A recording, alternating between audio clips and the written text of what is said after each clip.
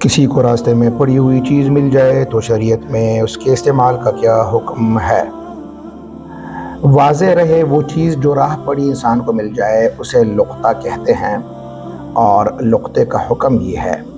کہ اگر وہ کوئی معمولی شے ہے، مثلاً بسکٹ، چند دانے چنے یا کوئی ورقہ صفحہ وغیرہ، تو اس کو استعمال کرنے کی گنجائش ہے۔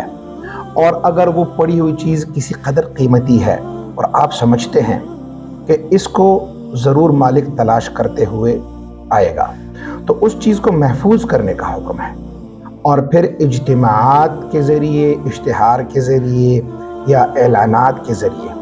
اس کی تشہیر کرنے کا حکم ہے، تاکہ مالک اس کو اپنی چیز کو پانے کے قابل ہو سکے۔ البتہ اگر آپ سمجھتے ہیں کہ ایک کافی عرصہ گزر گیا ہے اور اس بات کا احتمال اب نہیں رہا کہ اس چیز کو وصول کرنے کے لیے مالک آئے گا، تو اس چیز کو اس مالک کی جانب سے غریبوں پر صدقہ کر دیا جائے۔ اب اگر صورتحال یہ پیش آ جائے کہ آپ نے وہ چیز صدقہ کر دی ہے، لیکن صدقہ کرنے کے بعد مالک پیدا ہو گیا اور اب وہ اس چیز کی ڈیمانڈ کر رہا ہے، آپ سے مطالبہ کر رہا ہے، تو اس صورت میں اس کا نعم البدل، وہی شے مالک کو دینا ضروری ہوگا، اور اس کا فائدہ صدقہ کرنے والے کو یہ ہوگا کہ وہ چیز تو مالک کو اس نے لوٹا دی ہے،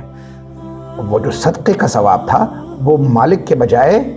جس کو چیز ملی تھی اس کا ہوگا۔ اور اگر جس نے صدقہ کیا، جس کو چیز ملی تھی، اس نے مالک کو بتا دیا کہ آپ کی طرف سے میں نے اسی کو صدقہ کر دیا ہے، اگر مالک اس پر راضی ہو جاتا ہے تو ثواب مالک کا ہوگا۔